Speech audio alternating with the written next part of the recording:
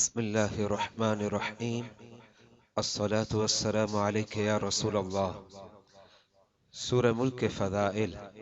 حضرت سیدنا ابو ہریرہ رضی اللہ تعالی عنہ سے روایت ہے، رسول اللہ صلی اللہ علیہ وآلہ وبارک وسلم نے ارشاد فرمایا، ان سورۃ من القرآن 30 آیہ شفعت لرجل حتی غفر له۔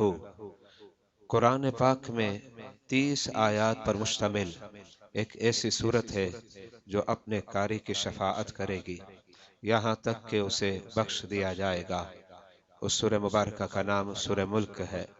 مذکورہ حدیث مبارکہ ترمذی شریف میں حدیث نمبر 2891۔ حضرت سیدنا جابر بن عبداللہ رضی اللہ تعالی عنہ سے روایت ہے، ان النبی صلی اللہ تعالی علیہ وآلہ وبارک وسلم کان لا ینام حتی یقرأ الف لام میم تنزیل وتبارک الذی بیدہ الملک۔ رسول اللہ صلی اللہ علیہ وآلہ وبارک وسلم اس وقت تک نہیں سوتے تھے جب تک سورہ الف لام میم تنزیل اور سورہ تبارک الذی بیدہ الملک کی تلاوت نہ کر لیتے۔ مذکورہ حدیث ترمذی شریف میں ہے، حدیث نمبر 2892۔ رسول اللہ صلی اللہ علیہ وآلہ وبارک وسلم نے ارشاد فرمایا، تنجیہ من عذاب القبر۔ سورہ ملک عذاب قبر سے نجات دلاتی ہے۔ مذکورہ حدیث ترمذی شریف میں ہے، حدیث نمبر 2890۔ حضرت سیدنا عبداللہ ابن عباس رضی اللہ تعالی عنہما سے روایت ہے، رسول اللہ صلی اللہ علیہ وآلہ وبارک وسلم نے ارشاد فرمایا، لَوَدِدْتُ أَنَّهَا فِي قَلْبِ كُلِّ إِنسَانٍ مِّنْ أُمَّتِي یعنی تبارک الذی بیدہ الملک۔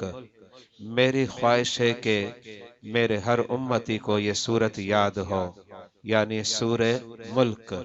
المعجم الکبیر حدیث نمبر 11616۔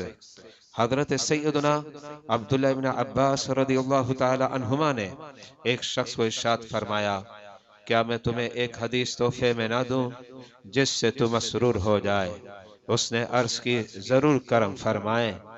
آپ رضی اللہ تعالی عنہ نے ارشاد فرمایا، تبارک الذی بیدہ ملک پڑھا کرو، اپنی بیوی، اولاد، گھر کے بچوں اور پڑوسیوں کو سکھاؤ، کیونکہ یہ نجات دلانے والی ہے اور جھگڑا کرنے والی ہے، جو قیامت کے دن اللہ تعالیٰ کی بارگاہ میں اپنے قاری کے حق میں جھگڑے گی اور مطالبہ کرے گی کہ اے اللہ اسے عذاب جہنم سے نجات عطا کر اور عذاب قبر سے بھی۔